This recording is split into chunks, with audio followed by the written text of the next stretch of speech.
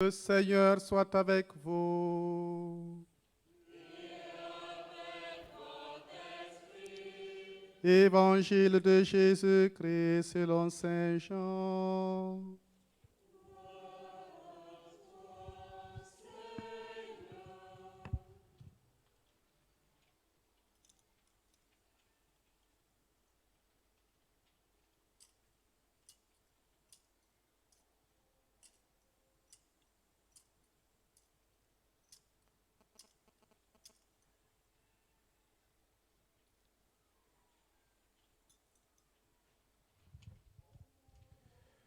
Avant la fête de la Pâque, sachant que l'heure était venue pour lui de passer de ce monde à son Père, Jésus, ayant aimé les siens qui étaient dans le monde, les aimant jusqu'au bout. Au cours du repas, alors que le diable a déjà mis dans le cœur de Judas, fils de Simon l'Iscariote, l'intention de le livrer, Jésus, sachant que le Père a tout remis entre ses mains, qu'il est sorti de Dieu et qu'il s'en va vers Dieu, se lève de table, dépose son vêtement et prend un linge qu'il se noue à la ceinture. Puis, il verse de l'eau dans un bassin. Alors, il se mit à laver les pieds des disciples et à les essuyer avec le linge qu'il avait à la ceinture. Il arrive donc à Simon-Pierre qui lui dit, « C'est toi, Seigneur, qui me laves les pieds ?» Jésus lui répondit, « Ce que je veux faire, tu ne le sais pas maintenant. Plus tard, tu comprendras. » Pierre lui dit, « Tu ne me laveras pas les pieds? Non, jamais. » Jésus lui répondit, « Si je ne te lave pas, tu n'auras pas de part avec moi. » Simon-Pierre lui dit, « Alors, Seigneur, pas seulement les pieds, mais aussi les mains et la tête. » Jésus lui dit, « Quand on vient de prendre un bain, on n'a pas besoin de se laver, sinon les pieds. On est pur tout entier. Vous-même, vous êtes purs, mais non pas tous. » Il savait bien qui allait le livrer, et c'est pourquoi il disait, « Vous n'êtes pas tous purs. » Quand il leur eut lavé les pieds, il reprit son vêtement, se remit à table et leur dit, « Comprenez-vous ce que je viens de faire pour vous? Vous m'appelez Maître et Seigneur, et vous avez raison, car vraiment je le suis. Si donc moi, le Seigneur et le Maître, je vous ai lavé les pieds, vous aussi, vous devez vous laver les pieds les uns aux autres. C'est un exemple que je vous ai donné, afin que vous fassiez vous aussi comme j'ai fait pour vous. » Acclamons la parole de Dieu. Louange à toi, Seigneur Jésus.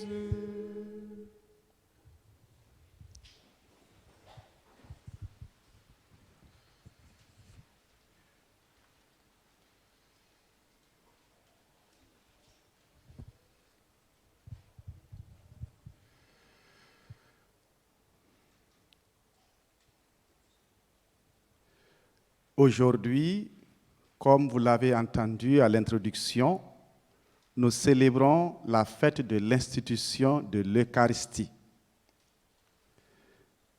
C'est le jeudi avant sa mort que le Seigneur Jésus a institué l'Eucharistie, qui était d'abord le repas de la Pâque. Et c'est ce repas qui a été décrit dans la première lecture. Le repas de Pâques était mangé en mémoire du dernier repas pris par les Juifs en Égypte avant leur fuite de ce pays d'esclavage. le dernier repas, c'était un agneau tout tendre qu'on rôtissait et qu'on mangeait debout avec la tenue de voyage. C'est un repas pris à la hâte, en tenue de voyage. Et chaque année, cette scène était encore vécue pour se rappeler que le peuple a vécu l'esclavage et qu'il a mangé un dernier repas, repas par lequel le Seigneur a pu distinguer ceux qui étaient son peuple pour pouvoir leur permettre de ne pas subir la dernière plaie qui frappait les premiers-nés d'Égypte. Jésus a fait de ce repas un autre repas, celui que lui-même a préparé pour ses apôtres, celui de son corps et de son sang. Dès ce dernier repas du Christ, les apôtres ont compris qu'ils venaient d'inaugurer un nouveau repas qui n'avait plus rien à voir avec le repas de l'ancienne alliance, de l'ancienne Pâque. Jésus offre maintenant son corps et son sang à la place de l'agneau rôti.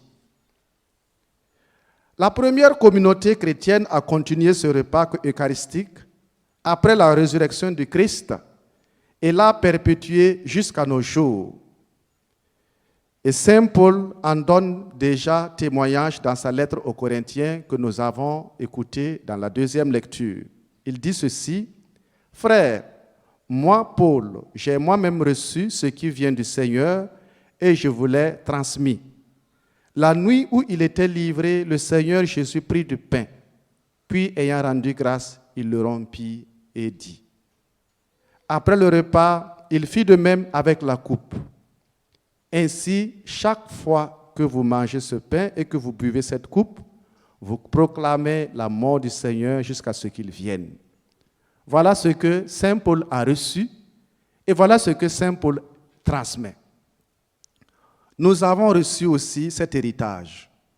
Aujourd'hui, nous avons hérité du sacrement de l'Eucharistie, dont la célébration a vraisemblablement évolué avec le temps.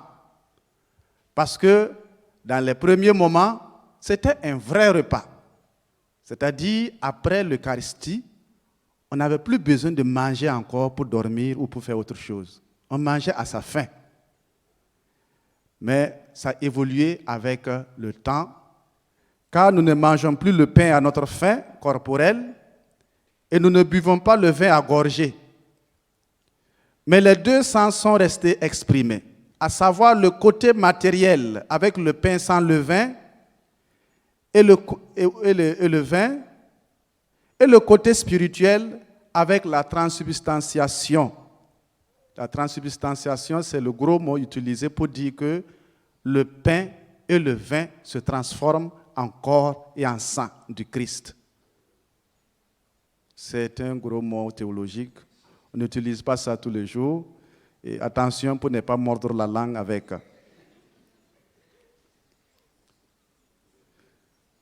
Aujourd'hui, le sacrement de l'Eucharistie n'est pas toujours accepté dans son sens le plus profond et le plus efficace. L'Église proclame l'Eucharistie comme le plus grand sacrement car en elle, nous communions directement et de manière sensible à la grâce en recevant le corps du Christ et le sang du Christ.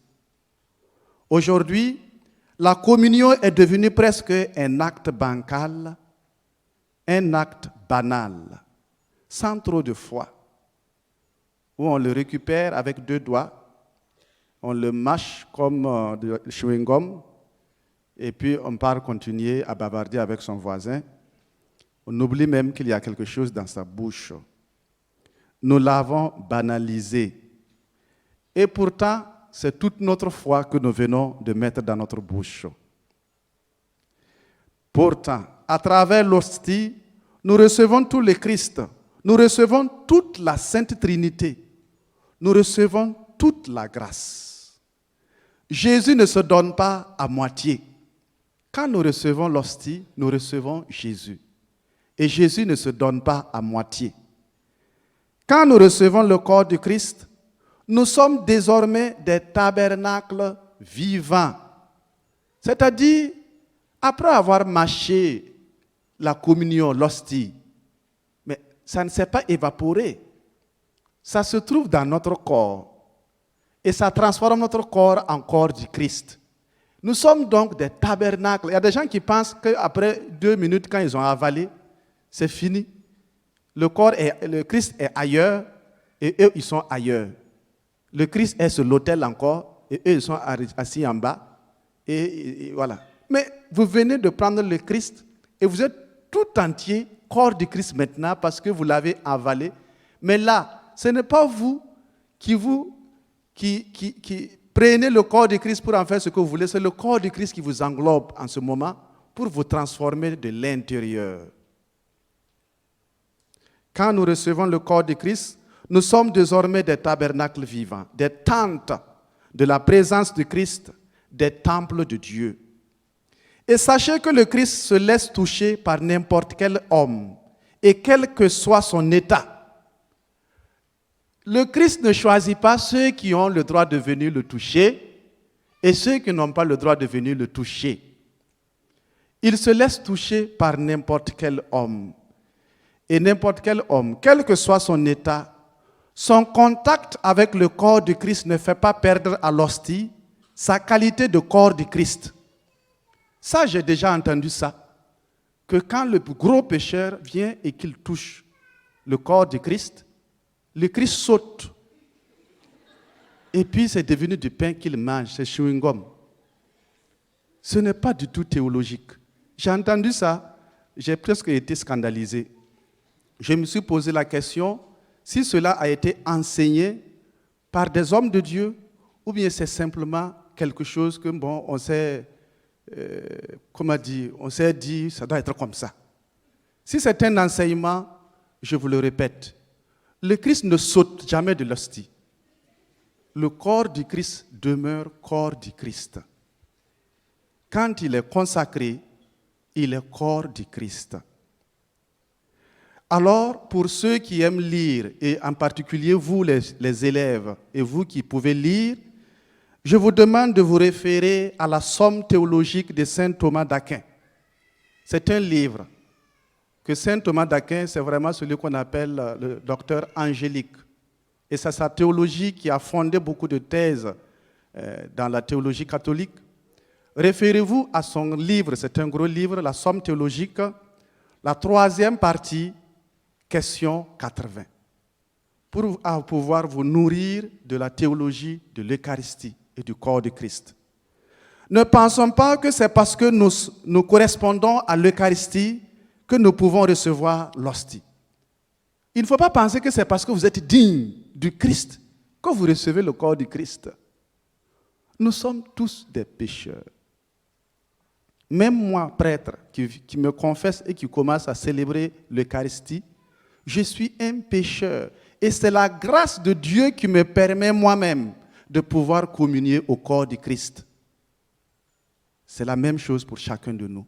Personne n'est digne du Christ, mais c'est le Christ qui nous rend dignes de lui. Nous sommes tous foncièrement pécheurs. C'est par la grâce de Jésus lui-même que nous pouvons nous approcher du corps du Christ. C'est vrai qu'après un péché grave ou un péché mortel, je ne vais pas m'appesantir sur la distinction entre péché grave et péché mortel. Voilà. C'est vrai qu'après un péché grave ou mortel, nous devrions nous abstenir de la communion. C'est ce qui nous a été enseigné. Nous-mêmes, étant conscients que nous ne sommes pas en état de grâce pour recevoir le Christ, nous devrions nous abstenir et nous mettre dans le bon état pour recevoir le corps de Christ. Mais même si nous nous approchons de l'autel sans l'état de grâce, même si nous avons commis un péché grave ou mortel, le Christ ne nous fuit pas. Le Christ ne nous fuit pas. Il ne saute pas.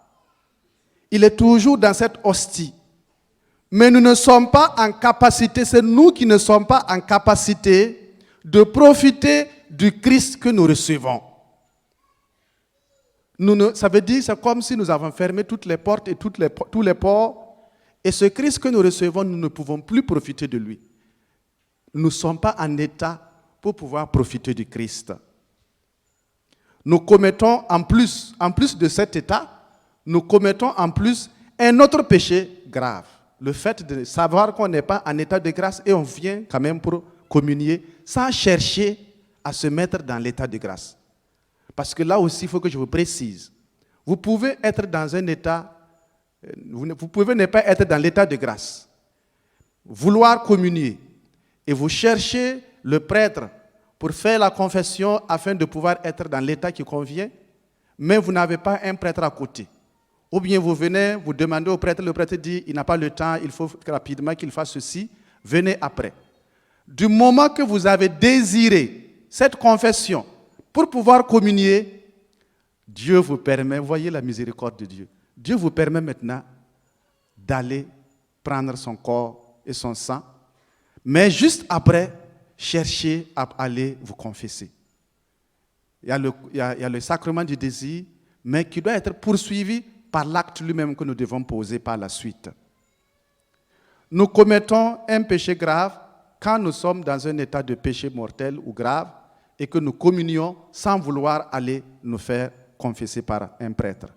Cessons donc de stigmatiser nos frères en les jugeant ou en leur disant qu'ils reçoivent du pain et non le Christ. Tout le monde reçoit le Christ. Exhortons-les plutôt à retrouver l'état de grâce. Exhortons-les à retrouver l'état de grâce pour bien communier et pour ne pas encore commettre un autre péché et profiter de Jésus qu'ils recherchent. Enfin, rappelons-nous que l'institution de l'Eucharistie est allée de pair avec l'institution du sacerdoce ministériel. Aujourd'hui, je parle de sacerdoce ministériel parce qu'il y a le sacerdoce commun des fidèles. Pendant le baptême, au moment où on est en train de vous mettre les 5 crèmes sur le front, on vous dit que le Christ, prêtre, prophète et roi, voilà, vous êtes configuré au Christ, prêtre, prophète et roi. Donc vous êtes prêtre, vous êtes prophète, vous êtes roi avec le Christ. Et donc, il y a le sacerdoce commun des fidèles. Mais aujourd'hui, c'est le sacerdoce ministériel qui est célébré.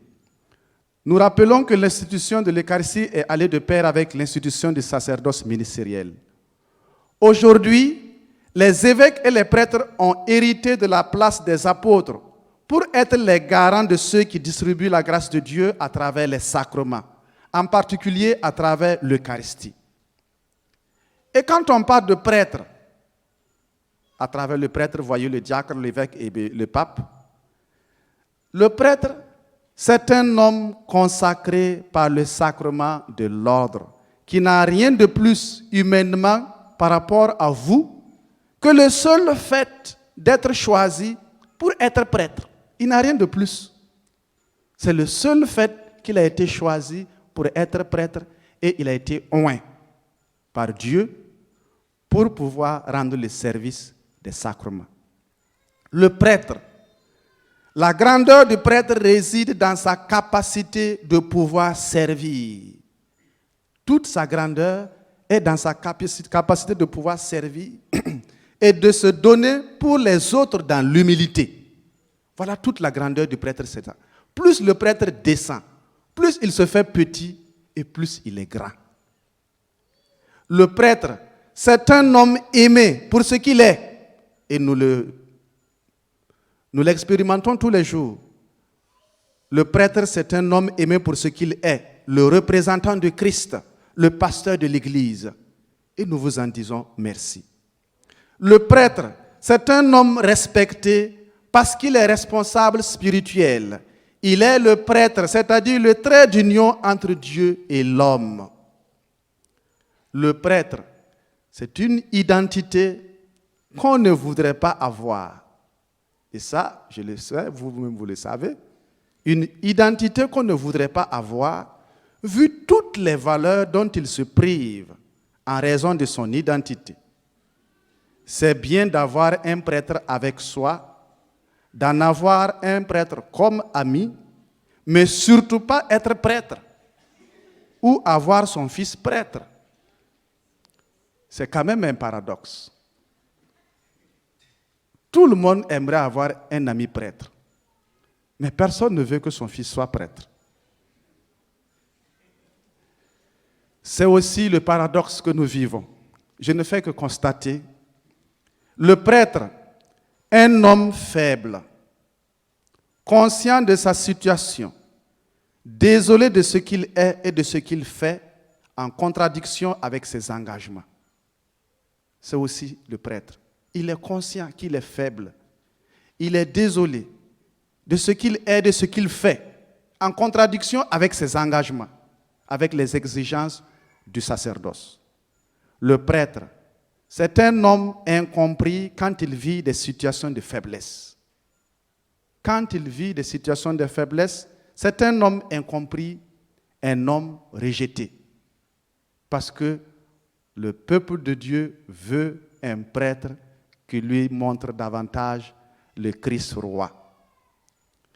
Le prêtre, c'est un homme seul. C'est paradoxal. On est toujours dans un bain de foule, un bain d'auditoire, un bain de... Voilà. Mais c'est pourtant un homme seul. Mais surtout entouré par Dieu et entouré par sa maman, la Vierge Marie et ses frères les plus proches. Nous sommes des hommes seuls. Mais c'est un choix. Pour l'expérimenter, le jour de l'ordination, il n'y a pas quelqu'un qui soit plus entouré qu'un prêtre.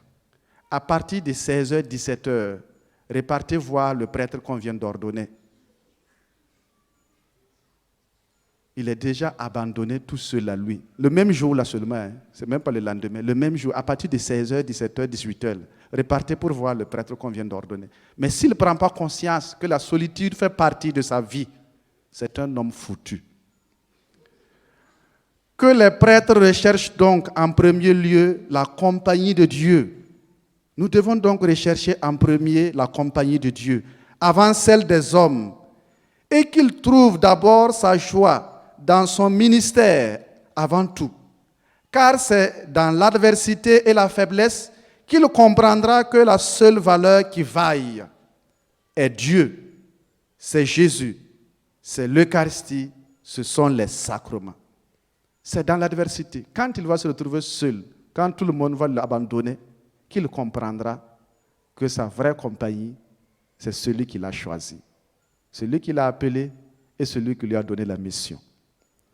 Quant à vous, chers frères et sœurs, priez fort pour vos prêtres et aidez-les de vos conseils et de votre fraternité.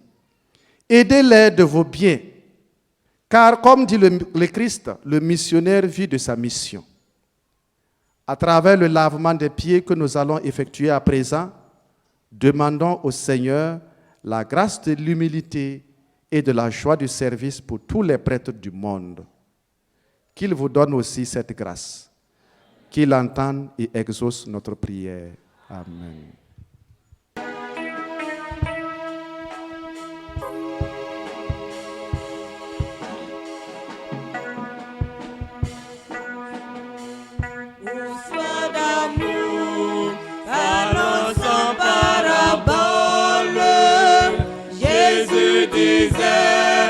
Si quelqu'un veut m'aimer,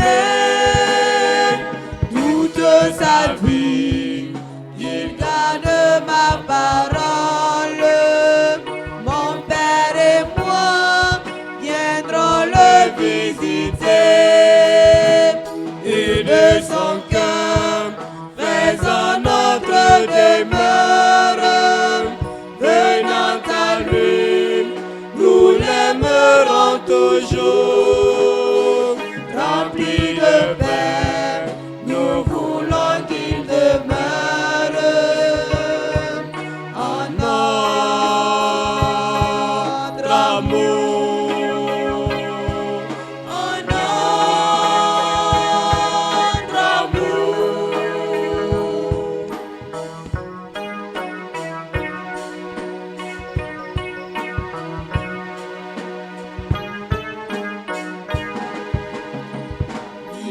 D'amour, c'est vivre de ta vie, roi glorieux, délice des élus. Tu vis pour moi,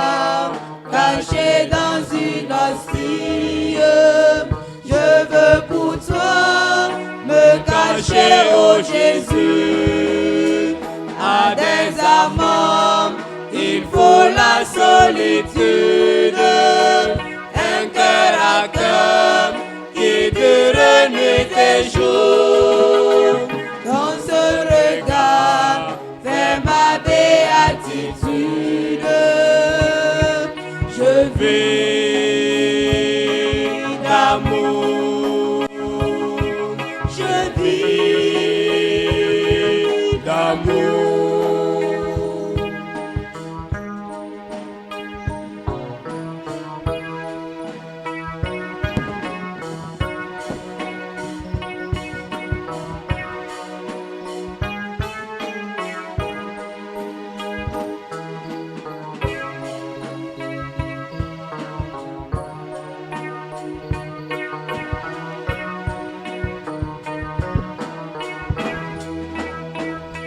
Soit d'amour, parlant sans parabole. Jésus disait, si quelqu'un veut m'aimer, toute sa vie, qu'il garde ma parole. Mon Père et moi viendrons le visiter, et de son cœur faisons notre demeure. Venant à lui, nous l'aimerons toujours. Remplis de paix, nous voulons qu'il demeure en notre amour, en notre amour.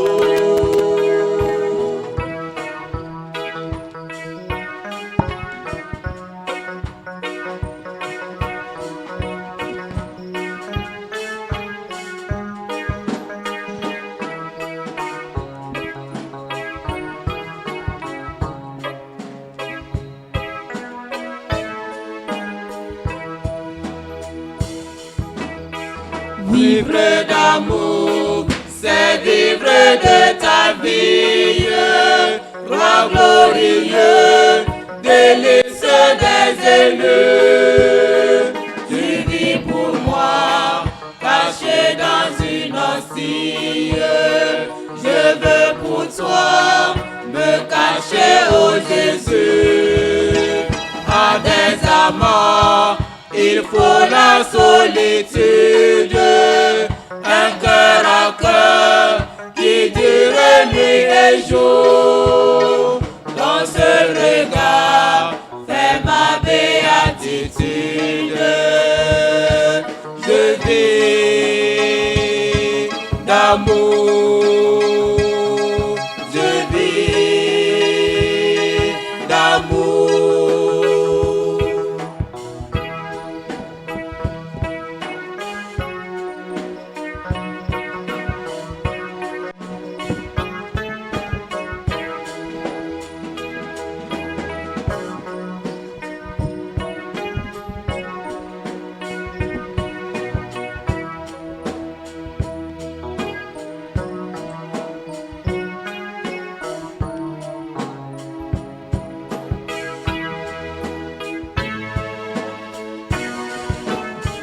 Pour soi d'amour, parlant sans parabole.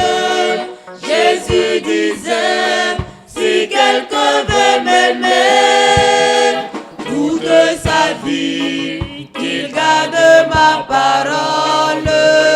Mon Père et moi viendrons le visiter, et de son cœur faisons notre demeure. Venant à lui, nous l'aimerons toujours. Remplis de paix,